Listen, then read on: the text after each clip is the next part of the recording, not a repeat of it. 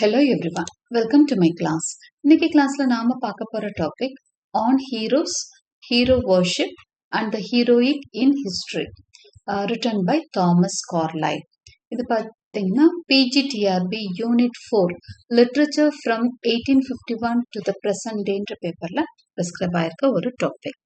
Before we get into the class, a kind request, நம்ம channel இன்னும் subscribe பண்ணலைன்னா subscribe பண்ணுங்க, உங்க ஃப்ரெண்ட்ஸ்க்கும் ஷேர் பண்ணுங்க, சஜஸ்ட் பண்ணுங்க.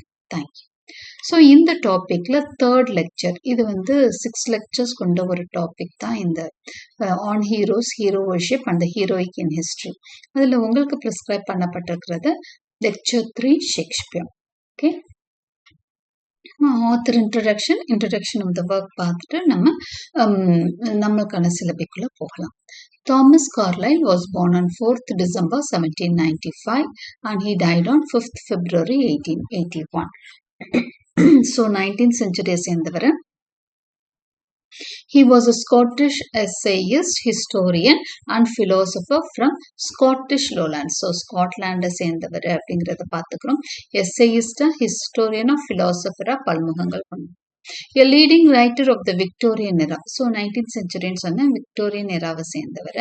He exerted a profound influence on 19th century art, literature and philosophy. So ஒரு பெரிய இன்ஃப்ளூயன்ஸ் ஏற்படுத்தியிருக்காரு, ஒரு பெரிய தாக்கத்தை ஆர்ட், லிட்ரேச்சர், பிலாசபில ஏற்படுத்தியிருக்காரு Thomas Carlyle.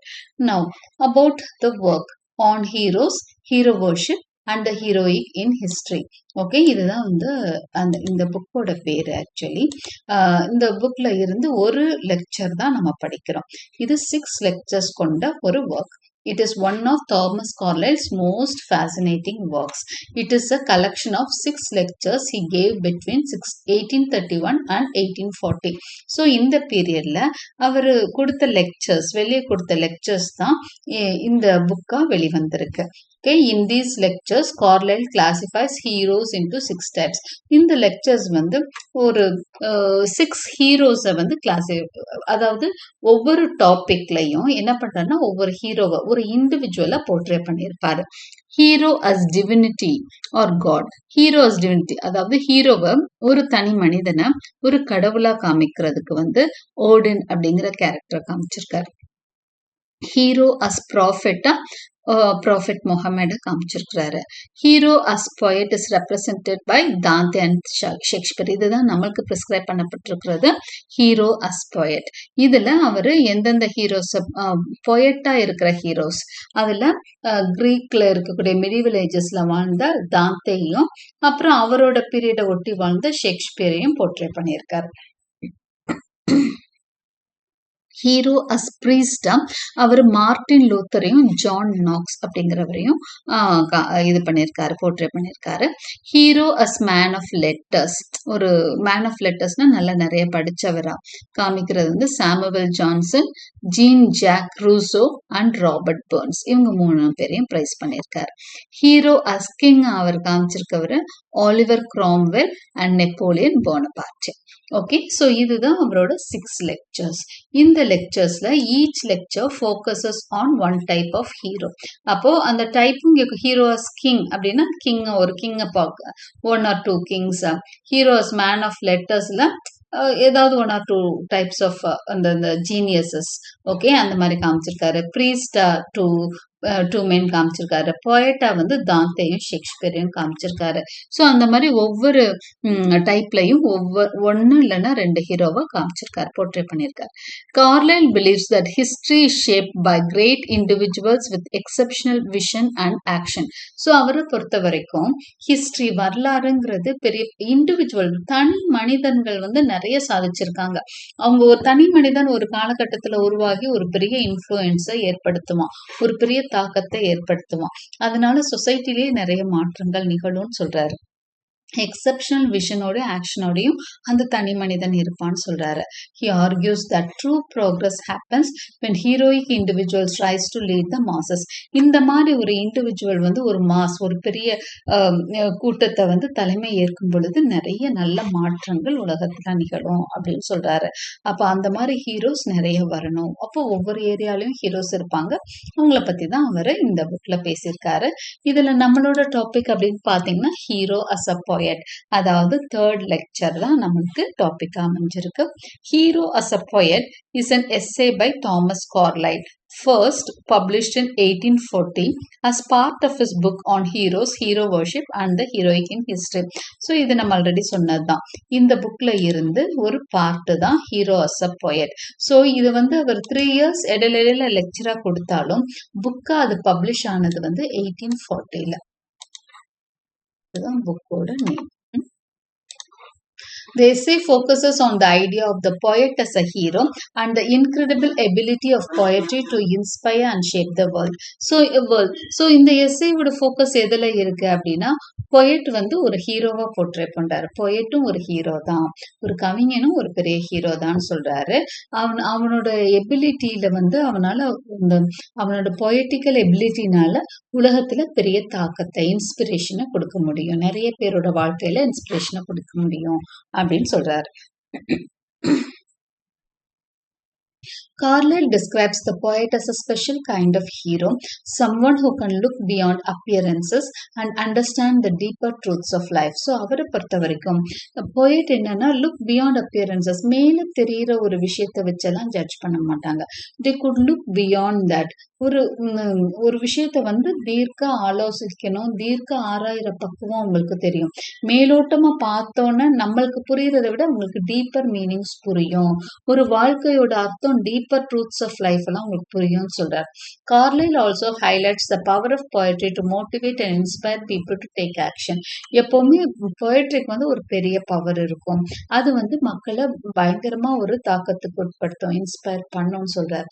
He compares the poet to a prophet who can awaken people's true potential and lead them toward a brighter future. So பொயட்டும் வந்து ஒரு ப்ராஃபட்டோட சேர்ந்தவன் தான். ப்ராஃபட்னா என்ன? கடவுள்கிட்ட இருந்து வந்த தூதுவன் மாதிரி தான் அப்படின்னு சொல்றாரு. அப்போ மக்களோட அந்த பொட்டன்ஷியலை வந்து தூண்டி விடுறதுக்கு, அவங்களுக்குள்ள இருக்கும் இல்லையா, அவங்களே அறியாம இருப்பாங்க, அந்த தூண்டி விடுற பொட்டன்ஷியல் பொயட்ரிக்கு உண்டு அப்படின்னு சொல்லி இந்த டாபிக்ல அவர் வந்து சொல்றாரு. ஃபர்ஸ்ட் வந்து தாந்தேயை போர்ட்ரே பண்ணிட்டு அதுக்கப்புறம் ஷேக்ஸ்பியரை இந்த டாபிக்ல போர்ட்ரே பண்ணியிருக்காரு.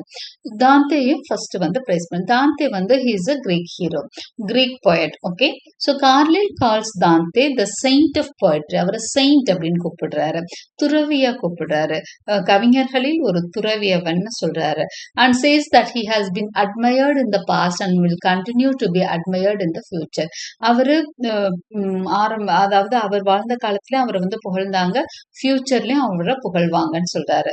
Not much is known about Dante's life and the Divine Comedy is our main source for understanding his character and heroic qualities. அடுத்து தாந்தேவோட கான்ட்ரிபியூஷன்ஸ்ல முக்கியமா நம்மளுக்கு இருக்கிறது டிவைன் காமெடி. அவர் லைஃப் பத்தி எல்லாம் அதிகமா தெரியல அப்படின்னு சொல்றாரு. Dante was well educated, intelligent and hard working, which helped him become one of the leading magistrates of Florence. இட்டலியில ஃப்ளோரன்ஸ்ல வாழ்ந்தவர் தான் தாந்தே. ஸோ அவர் வந்து ரொம்ப வெல் எஜுகேட்டடா, இன்டெலிஜென்டா, ஹார்ட் ஒர்க்கிங்கா இருந்தாரு. However, his life was full of suffering and loneliness. எவ்வளவுதான் அவர் வந்து ஒரு பெரிய பொயட்டா இருந்தாலும் அவரோட பர்சனல் லைஃப் வந்து சஃபரிங்லையும் லோன்லினஸ்லயும் தான் இருந்தது. ஒரு சில விஷயங்கள் அவரை பத்திய வந்த உண்மைகள்ல ஒண்ணு என்னன்னா, he loved a woman called Beatrice but could not marry her because she was already married. Additionally, Dante was exiled from Florence by his political enemies. இவர் லவ் பண்ண பொண்ணு வந்து இவரால கல்யாணம் பண்ணிக்க முடியல, ஏன்னா ஆல்ரெடி கல்யாணம் ஆனவங்கன்னு சொல்றாரு. அடுத்ததா தாந்தேய வந்து அதுக்கு மேல அந்த ஊர்ல இருக்க விடல அவரோட பொலிட்டிக்கல் எனிமீஸ் அப்படின்னு சொல்றாங்க. ஒரு சின்ன கரெக்ஷன் இங்க, நான் வந்து தாந்தே கிரீக் போயட்னு சொல்லிட்டேன் ஆரம்பத்துல, பட் நம்ம ஃப்ளோரன்ஸ்னு சொன்னதுனால ஹீஸ் அ இட்டாலியன் போயட் அப்படிங்கிற கரெக்ஷனையும் இங்க சொல்லிடுறேன். Despite his misery, humiliation and suffering, Dante remain strong and unyielding as great individuals often do. அவருக்கு வந்து நிறைய பிரச்சனைகள் இருந்தது, மிசரின்னா சோகங்கள், அவரை வந்து ஹியூமிலியேட் பண்ணாங்க, அவரை அவமானப்படுத்தினாங்க, சஃபரிங்ஸ் இருந்தது. ஆனா கூட அவர் வந்து ஸ்ட்ராங்காகவும் அன்யீல்டிங்காகவும் அந்த பிரச்சனைகளுக்கு விஷயங்களுக்காக தன்னை யார்கிட்டையும் இறங்கி எல்லாம் அவர் போகல. எப்பவுமே கிரேட் இண்டிவிஜுவல்ஸ் அப்படி இறங்கி போகவே மாட்டாங்கன்னு சொல்றாரு. For much of his life he was poor, exiled wanderer without a home, friends or hope. அவரோட பெரும்பான்மையான வாழ்க்கை வந்து சோகத்துல தான் போச்சு. பணம் இல்ல, எக்ஸைல் பண்ணி வச்சுட்டாங்க, ஒரு வாண்டரர் மாதிரி தான் இருந்தாங்க. அவரு ஹோம் இல்ல, ஃப்ரெண்ட்ஸ் இல்ல, நம்பிக்கையும் இல்ல. Yet his deep suffering gave him profound insights into the eternal truths of life. ஆனா இந்த கஷ்டங்கள் ஒரு சில சமயம் ஒரு சில மனிதர்கள் பாத்தீங்கன்னா பெரிய மனிதர்களே எப்படி உருவாவாங்கன்னா நிறைய அடிபட்டிருப்பாங்க சின்ன வயசுல. அதுதான் அவங்கள ஷேப்பே பண்ணியிருக்கோம். ஸோ அந்த மாதிரி ஒரு லைஃப் தான் இவருக்கும் அமைஞ்சது. இவரோட அந்த சஃபரிங்ஸ் தான் அவருக்கு வந்து ஒரு பெரிய ஒரு லைஃப் பத்திய பெரிய எண்ணங்கள், அந்த ட்ரூத்ஸ் உண்மைகளை எல்லாம் புரிய வச்சது. வாழ்க்கைனா என்னன்ற உண்மை ஒரு பிலாசபிக்கலா அவரை மாத்துச்சு. Dante possess the passion and sincerity that characterise all great men. So எல்லா பெரிய மனிதர்களுக்கும் உரிய அந்த குவாலிட்டிஸ் எல்லாம் அவர்கிட்ட இருந்தது. His poetic genius was marked by intensity. அவரோட poetic geniusல எந்த ஒரு ரொம்ப இன்டென்ஸா இருக்கும், ரொம்ப இமோஷனலா இருக்கும். Carlyle describes him as world deep, meaning his thoughts had great depth, even if not wide ranging. Carlyle அவரை பத்தி சொல்றப்ப என்னன்னா அவரோட ஒர்க் வந்து ரொம்ப டெப்தா இருக்கும், ரொம்ப ஆழமான கருத்துக்களோட இருக்கும். பெரிய ரேஞ்சுன்னு சொல்ல முடியாது, ஆனா அவர் எழுதின விஷயத்துல ரொம்ப ஆழ்ந்து சிந்திச்சு எழுதியிருக்கிறாருன்னு சொல்றாரு. This intensity gave Dante sharp intellectual insight, enabling him to express his thoughts with brevity and precision. So இந்த இன்டென்சிட்டி இருக்கு இல்லையா, அது வந்து அவரை வந்து ஒரு பெரிய இன்டெலெக்சுவலா ஒரு விஷயத்த தீர்க்கமா இது பண்ணி ரொம்ப டீப்பா எழுதுற அந்த குவாலிட்டி, ஓகே, அது வந்து அவரோட தாட்ஸை வந்து நல்லாவே எக்ஸ்பிரஸ் பண்ண வச்சுச்சு. ரொம்ப நல்லா அவர் எக்ஸ்பிரஸ் பண்ணதுனால தான் நம்மளுக்கு வந்து அந்த அவரோட இன்டெலெக்சுவல் இன்சைட் வந்து தெரியும், அவரோட அறிவு வந்து வெளிப்பட்டிருக்கும்னு சொல்றாரு. He conveyed profound ideas in very few words and his silence often spoke as powerfully as his speech. அவர் வந்து பெரிய பெரிய விஷயங்களை எல்லாம் கொஞ்சமா நிறைய வேர்ட்ஸ் போட்டெல்லாம் சொல்லியிருக்க மாட்டார். அப்படி பஞ்ச் மாதிரி 2-3 வார்த்தைகள்ல சொல்லியிருப்பாரு. ஒரு சில இடத்துல அவர் அமைதியா இருக்கிற ஒரு பாஸ் கொடுத்த இடம் கூட நிறைய விஷயம் சொல்லும் அப்படின்னு சொல்றாரு. ஓகே, அமைதியா இருக்க கூட அது கூட அர்த்தம் இருக்குன்னு சொல்லுவாங்களே, அந்த மாதிரி இருந்தது அவரோட writings. Dante also had a gift for sympathy which add vividness to his descriptions and characters. So அவருக்கு வந்து சிம்பத்தட்டிக் கேரக்டர் உண்டு. அதுவும் வந்து சிம்பத்தட்டிக்னா ரொம்ப இறக்கப்படுற ஒரு சுபாவம், அதுவும் அவரோட அந்த இது அழகா கூட்டுச்சு அவரோட ரைட்டிங்கோட அந்த பியூட்டியா. His deep understanding of human nature allowed him to grasp the essence of reality. அப்போ ஹியூமன் நேச்சரை பத்தி நல்லா தெரிஞ்சு வச்சிருந்தாரு. நிறைய அடிபட்டதுனால மனுஷன் எப்படி நடந்துப்பான்னு தெரிஞ்சு வச்சிருந்தாரு. அதனால உண்மை ரியாலிட்டி என்னன்னு அவருக்கு புரிஞ்சது. Dante serves as the voice of the Middle Ages. So அவரோட காலத்தோட ஒரு வாய்ஸா அவரை நம்ம பார்க்கலாம் அப்படிங்கிறாரு Carlyle. Carlyle considers Dante a hero poet and calls him the ruler of an eternal realm, one greater than any empire built by military power. So Dante பத்தி அவர் one வேர்ட்ல என்ன சொல்வார்னா அவர் ஒரு ஹீரோ போய்ட் தான். அவர் வந்து ஒரு இட்டர்னல் ஒரு அழியாத ஒரு பெரிய ஒரு அரசை ஆண்டு கொண்டு இருக்கிறார். அதாவது இந்த கவிஞர்களுக்கெல்லாம் ஒரு அரசன் மாதிரி இருக்கிறாரு. இது வந்து எம்பையர் கிடையாது, மிலிட்ரி பவர்ல வச்ச எம்பையர் கிடையாது, இது மனங்களை ஆளும் ஒரு பெரிய அரசன் அவன் அப்படின்ற மாதிரி அவரை பத்தி புகழ்ந்து எழுதியிருக்கிறாரு Carlyle. Okay, Carlyle praises the divine comedy as a divine song. அப்போ அவரோட ஒர்க்ஸ்லயே ரொம்ப ஃபேமஸ் ஆனது எது அப்படின்னு சொன்னா த டிவைன் காமெடி. இதை பத்தி நம்ம தெரிஞ்சிருப்போம். இதுக்கு ஆக்சுவலா டிவைன் காமெடிக்கு ஆக்சுவலா டிவைன் சாங் அப்படின்னு அதை டிவைன் சாங்னு சொல்றாரு. டிவைன் காமெடியை வந்து அவர் டிவைன் சாங், கடவுளுக்கான ஒரு பாடல் மாதிரி சொல்றாரு. A transcendental mystic song, the voice of 10 silent centuries and a Christian epic, இப்படியெல்லாம் புகழ்றாரு. கார்லைல் வந்து டிவைன் காமெடியை இந்த மாதிரி கொட்டேஷன்ஸ் நம்ம சொல்லியிருக்க வார்த்தைகளை கொண்டு புகழ்றாரு. The epic is divided into 3 parts. இந்த எபிக்கை 3 பிரிக்கலாம்: Inferno, Purgatorio and Paradiso. Inferno வந்து ஹெல்ல டிஸ்கிரைப் பண்ணியிருக்கோம். பர்கட்டேரியோ வந்து shows how souls repent and are cleansed of their sins. எப்படி பாவங்களை மக்கள் தீர்த்துக்கிறாங்கன்னு பர்கட்டேரியோல சொல்லப்பட்டிருக்கும். பாரடைஸோல வந்து பாரடைஸை வந்து டிபிக்ட் பண்ணியிருக்கோம். இதுல வந்து தாந்தே தன்னோட காதலியோட ரீயுனைட் பண்ற மாதிரி காட்சிகள் இருக்கும். Okay, the poem is an account of Dante's imagined journey through these spiritual realms. So இந்த போயம் பாத்தீங்க அப்படின்னா தாந்தேவோட இமேஜின்ட் ஜேர்னியா தான் பாக்குறோம். ஒரு கற்பனையான ஒரு ஜேர்னி தான். எங்கன்னா ஸ்பிரிச்சுவல் ஆன்மீகத்துக்குள்ள அவர் போறாரு. அதாவது அவர் அடைய முடியாத ஒரு விஷயங்களுக்குள்ள எல்லாம் அவர் போறாரு. எண்ணங்கள் வந்து ஹெல், பாரடைஸ் இத பத்தி எல்லாம் யோசிக்குது. The divine comedy is more than just a vision of the afterlife. So afterlife பத்திய ஒரு பார்வை மாதிரி தான் அது இருக்கும். அதை விட பெரிய பார்வைன்னு சொல்றாரு. It is an allegory of Christian life, Dante's spiritual autobiography and a vast collection of the knowledge of his time. So இது எல்லாம் சேர்ந்தது தான் டிவைன் காமெடி. அதாவது ஒரு அல்லிகரி ஆஃப் கிறிஸ்டியன் லைஃபா இந்த பாடலை பார்க்கலாம், டிவைன் காமெடிய. அடுத்ததான் தாந்தேவோட ஸ்பிரிச்சுவல் ஆட்டோபயோகிராஃபியா. அப்படியா, ஸ்பிரிச்சுவல்னா தெரியும், ஆன்மீகம். ஆட்டோபயோகிராஃபின்னா உங்களுக்கு தெரியும், ஒருத்தரோட அந்த சுயசரிதை, ஆன்மீக சுயசரிதையா பார்க்கலாம். And vast collection of the knowledge of his time. அது மட்டும் இல்லாம அந்த பீரியட்ல இருந்த எல்லா நாலேஜும் அவர் கத்துப்படிங்கிறதும் இந்த புக்கை படிச்சா நம்மளுக்கு தெரிய வரும்னு கார்லைல் சொல்றாரு.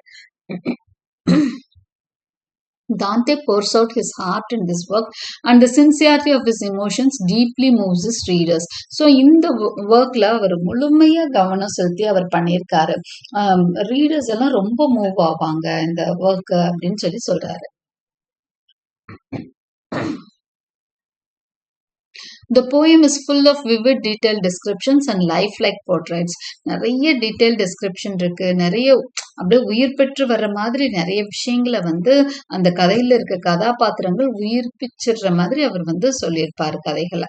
This vividness comes from Dante's intellectual brilliance and his deep connection with the subject.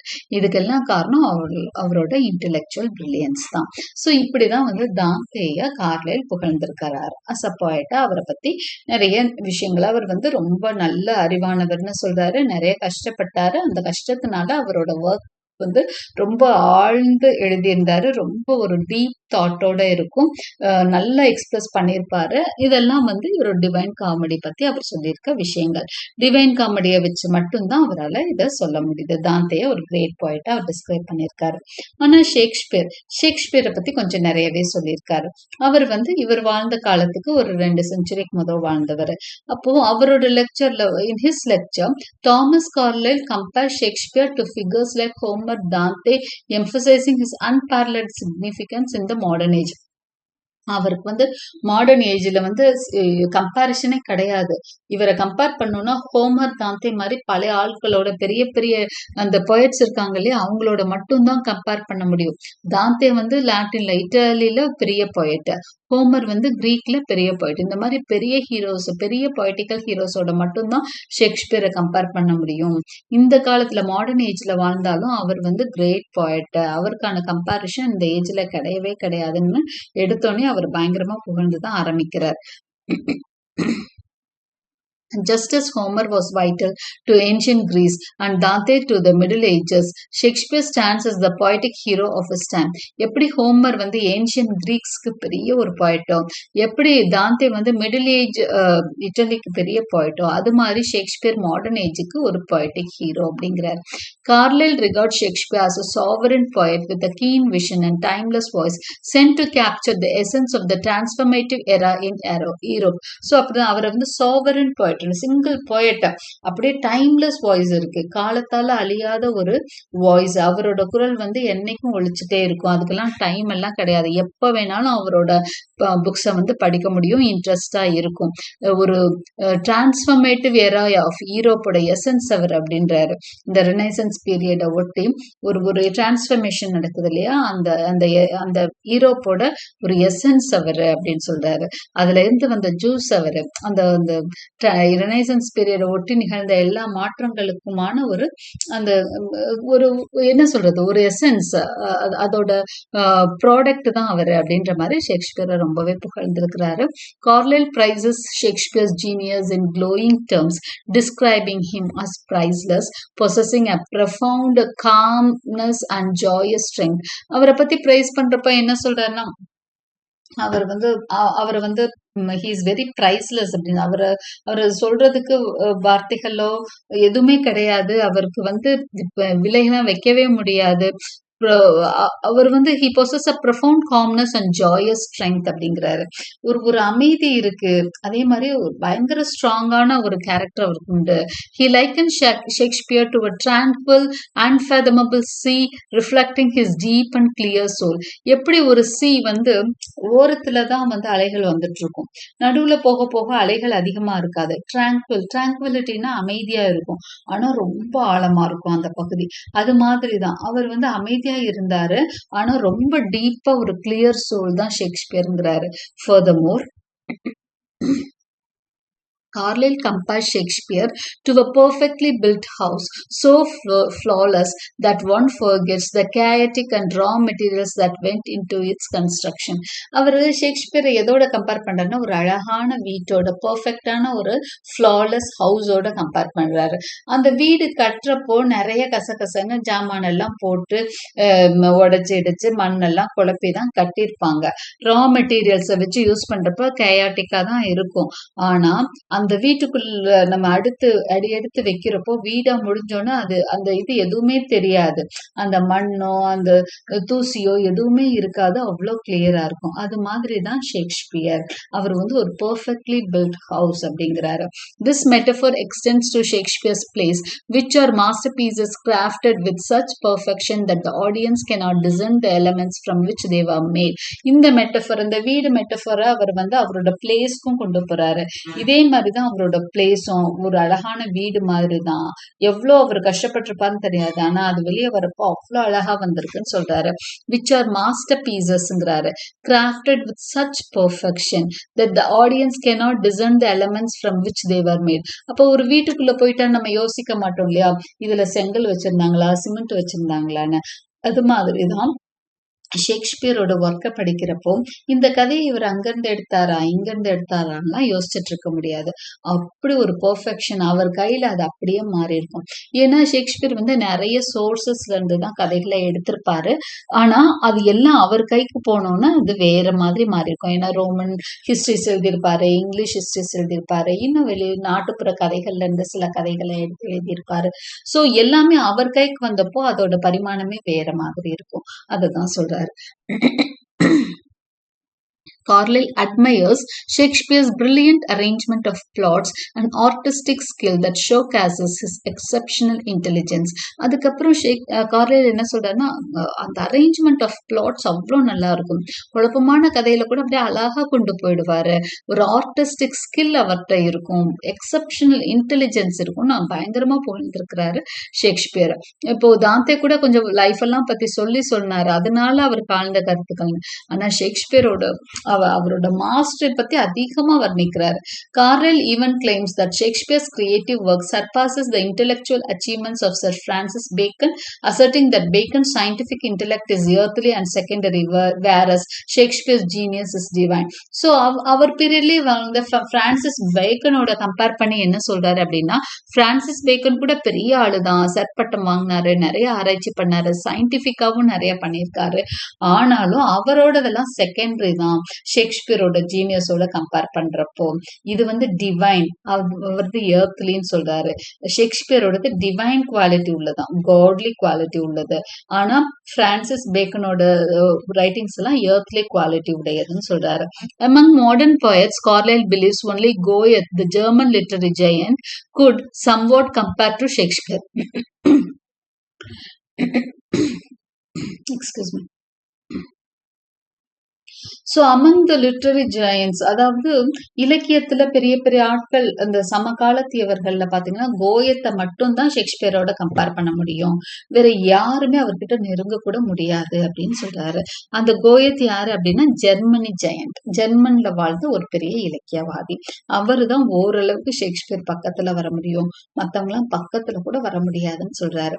One of Shakespeare's greatest strength according to Carlyle is his ability to blend the intellectual and moral aspects of human nature seamlessly in his works, ensuring a natural continuity in his portrayals. இன்னொரு ஒரு greatest strength அவர் என்ன சொல்றாரு அப்படின்னு சொன்னா, his ability to blend the intellectual and moral aspects of human nature. அதாவது அறிவையும் ஒரு இந்த moral aspects இருக்கு இல்லையா, ஒரு ஒழுக்கமா வாழ்ற அந்த வாழ்க்கை, அதையும் அறிவு ரெண்டையும் வந்து ஒரு அழகா பிளெண்ட் பண்ணிருப்பாரு அவரோட ஒர்க்ஸ்ல. அந்த போர்ட்ரேயல்ஸ் ரொம்ப அழகா இருக்கும் அப்படிங்கிறாரு. அதாவது ரொம்ப இன்டெலெக்சுவலா அந்த ஒர்க் இருக்கு, அதே சமயம் மாரல் ப்ரொபகண்டாவும் இருக்குங்கிறாரு. Carlyle calls Shakespeare the greatest intellect the world has ever seen, coining the term unconscious intellect to describe his innate and effortless genius. So அவரை பத்தி இப்படி பயங்கரமா புகழ்ந்துட்டே வரப்போ என்ன இன்னொரு வார்த்தை சொல்றாருன்னா, அவருக்குன்னு அவர் ஒரு வார்த்தை காயினே பண்ணியிருக்காரு, அன்கான்ஷியஸ் இன்டெலெக்ட். அவர் தெரிஞ்செல்லாம் இவ்வளவு அறிவானவரா இருப்பாருன்னு தெரியல, அன்கான்ஷியஸ் அவருக்கே தெரியாம அவர் பயங்கரமான அறிவாளி, அன்கான்ஷியஸாவே அவர் பெரிய மிகச்சிறந்த அறிவாளின்னு சொல்றாரு. To describe his innate and effortless genius. ஏன்னா அவர் வந்து அவரோட லைஃபை பாக்குறப்ப என்ன தெரியும், அவர் வந்து அதிகம் படிக்காதவர்னு தெரியும், பெருசா லைஃப்ல எக்ஸ்பீரியன்ஸ் எல்லாம் வர்றதுக்குள்ளேயே அவர் அவ்வளவு எழுதியிருக்காரு. இப்ப தாந்தேன்னா அவ்வளவு கஷ்டப்பட்டு வாழ்க்கையில அடிபட்டு சின்ன பின்னமா எழுதினாரு, ஆனா அவ்வளவு கஷ்டம் எல்லாம் ஷேக்ஸ்பியர் படல. ஊர்ல இருக்க முடியல, லண்டன் வந்துட்டாரு. வந்ததுக்கு அப்புறம் அவ்வளோ எழுத்துக்கள் எழுதுறாருன்னா அவ்வளவு பெரிய கஷ்டங்கள்லாம் அவர் அனுபவிக்கல. சோ ஒரு அன்கான்ஷியஸ் இன்டெலெக்ட் வந்து அவர்கிட்ட இருந்திருக்கு, ஒரு இன்னேட் எஃபர்ட்லெஸ் ஜீனியஸ். ரொம்ப அவர் கஷ்டப்பட்டு தான் எழுதணும்லாம் இல்லை, ஜீனியஸ் அவருக்குள்ள அப்படியே ஊடுருவி இருந்ததுங்கிறாரு. He also believes there is more virtue in Shakespeare's works than Shakespeare himself may have realized. அதுக்கப்புறம் அவர் என்ன நம்புறாருன்னா, ஷேக்ஸ்பியருக்குள்ள இருந்த அந்த அந்த எபிலிட்டி இருக்கு இல்லையா, அது ஷேக்ஸ்பியருக்கே தெரியாது, அவரே ரியலைஸ் பண்ணிருக்க மாட்டாரு நம்ம கிட்ட இவ்வளவு விஷயங்கள் இருக்குன்னு. அந்த அளவுக்கு வந்து அவர்கிட்ட என்ன இருந்தது, மோர் வர்ச்சியூ இருந்தது அவரோட ஒர்க்ல. அவரோட ஒர்க் அவர் படிக்கிறப்ப அவருக்கே புரியாது, ஓ இந்த ஒர்க்ல இவ்வளவு நம்ம சொல்லியிருக்கோமா. ஆனா அந்த ஒவ்வொரு தடவையும் படிக்கிறப்போ படிக்கிறவங்களுக்கு தான் அது புரியும் அப்படின்னு சொல்றாரு. நம்ம அவரே நினைச்சதை விட நிறைய விஷயங்கள் அவர் வந்து சொல்லியிருக்காரு. அவர் சொல்லணும்னே நினைச்சிருக்க மாட்டார், ஆனா அதெல்லாம் சொல்லியிருக்கிறாரு. ஏன்னா அந்த இன்னேட் ஜீனியஸ், அவருக்குள்ள இருந்த ஜீனியஸ் தான் அதுக்கு காரணம்னு சொல்றாரு. Despite Shakespeare's immense influence, Carlyle notes how little is known about his personal life. இந்த அளவுக்கு அவர் இன்ஃப்ளூயன்ஸ் பண்ணாலும் ஷேக்ஸ்பியரோட பர்சனல் லைஃப் பத்தி அதிகமா தெரியாது, including his struggles or sorrows, இதெல்லாம் பத்தி அதிகமா தெரியாது. This lack of information amazes Carlyle as he finds it hard to believe that Shakespeare could create such profound characters like Hamlet, Coriolanus or Macbeth, all of whom embody suffering and heroism without having experienced deep struggles himself. Okay, இதுல வந்து அவருக்கு என்ன சந்தேகம் வருது கார்லைலுக்குன்னா, அவரை பத்தி பெருசா ஒன்னும் விஷயங்கள் தெரியவே இல்லை, அவர் ரொம்ப கஷ்டப்பட்டாருன்னு ஒன்னும் கேள்விப்படவும் இல்லை, அவரோட பர்சனல் ஸ்ட்ரகிள்ஸ் பத்தியோ சாரோஸ் பத்தியும் தெரியல. ஆனா எப்படி வந்து ஒரு கஷ்டப்படாத ஒரு மனுஷனால இப்படி ஒரு ப்ரொஃபவுண்ட் கேரக்டர்ஸ், ரொம்ப பிலோசாபிக்கலா அவ்வளோ ஸ்ட்ராங்கான கேரக்டர்ஸ் லைக் ஹாம்லெட், கோரியோலானஸ், மேக்பெத் மாதிரி கேரக்டர்ஸை எப்படி உருவாக்க முடியும்? ஒரு சாதாரண மனுஷனால இந்த மாதிரி ஸ்ட்ராங் கேரக்டர்ஸை ப்ரொடியூஸ் பண்ண முடியுமா? டீப் ஸ்ட்ரகிள்ஸ் எக்ஸ்பீரியன்ஸ் பண்ணாத ஒரு மனுஷனால இவ்வளோ பெரிய கேரக்டர்ஸை கொடுக்க முடியுமான்னு அவர் ஆச்சரியப்படுறாரு. Carlyle marvels at how Shakespeare could portray such a range of human emotions, seamlessly balancing tragedy with an infectious love of laughter. அதே மாதிரி அவருக்கு வந்து ஹியூமன் இமோஷன்ஸ் எல்லாத்தையும் அழகா போர்ட்ரே பண்றாரு. எந்த அளவுக்கு ட்ராஜடியில வந்து அவரால் வந்து அந்த டிராஜிக் இமோஷன்ஸை கொடுக்க முடியும். ஏன்னா நம்ம ஒரு சில பிளேஸ் அவரோட கிரேட் ட்ராஜடிஸ் எல்லாம் படிக்கிறப்போ அப்படியே கண்ணுக்கு கலங்கிரும் ஒரு சில இடங்கள், அந்த அளவுக்கு அவர் வந்து அந்த ஹியூமன் இமோஷன்ஸை கொடுத்திருப்பாரு. அதே மாதிரிதான் லாஃப்டரும் அப்படியே படிக்கிறப்போ சிரிப்பு வந்துரும் அவரோட அந்த ரொமான்டிக் காமெடிஸ்ல இருக்க விஷயங்கள்லாம். ஸோ அந்த அந்த ஒரு அழகான ஒரு விஷயத்த அவரால எப்படி வந்து குடுக்க முடியுது? எல்லா கைண்ட் ஆஃப் எமோஷன்ஸையும் அவரால எப்படி அவ்ளோ நல்லா போர்ட்ரே பண்ண முடியுதுன்னு கார்லைல் கேட்கிறாரு. Finally, Carlyle acknowledges that Shakespeare, with his enduring writings, has surpassed even Dante in his ability to capture the human experience. கடைசியில என்ன சொல்றாருன்னா, ஷேக்ஸ்பியர் வந்து தாந்தேயும் மிஞ்சிட்டாரு. அந்த ஹியூமன் எக்ஸ்பீரியன்ஸை கொடுக்கறதுல தாந்தேயை விட சூப்பர். ஏன்னா தாந்தே சின்ன அளவுல தான் பண்ணாரு. ஷேக்ஸ்பியர் அவ்வளோ ரேஞ்ச், பெரிய ரேஞ்ச் கொடுத்துருக்காரு. 37 பிளேஸ் சொல்றோம் இல்லையா?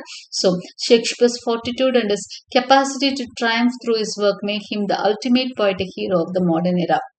ஸோ மாடர்ன் எராவோட பொயட்டிக் ஹீரோனா ஷேக்ஸ்பியர் தான் அப்படின்னு சொல்லி பயங்கரமான ப்ரைஸ் யாரு கார்லைல், தாமஸ் கார்லைல் வந்து ஷேக்ஸ்பியர் மேல ஒரு ஒரு பெரிய புகழ் பாடியிருக்கிறாரு இந்த லெக்சர் 3ல, அதாவது ஹீரோஸ் பொயட்ல. ஓகே, இதுல ஷேக்ஸ்பியர் பத்தி அவர் சொன்ன இம்பார்ட்டன்ட் கொட்டேஷன்ஸ் மட்டும் இங்க பார்க்க போறோம். அவரோட ஜீனியஸ் பத்தி பேசுறப்போ என்ன தெரியுமா சொல்லியிருப்பாரு? Shakespeare is the grandest thing we have yet done for our honor. அதாவது அவரோட லைன்ஸ்ல நான் வாசிச்சுட்டு இருக்கேன். This is from the original text. For our honor among foreign nations, as an ornament to our own English household, what item is there than we can compare to Shakespeare? அப்போ அவர் இருக்கிறதுலே best, ஒரு English மேனுக்கு ஒரு பெரிய grandest, ரொம்ப costliest திங்னா Shakespeare தான் அப்படிங்கிறாரு.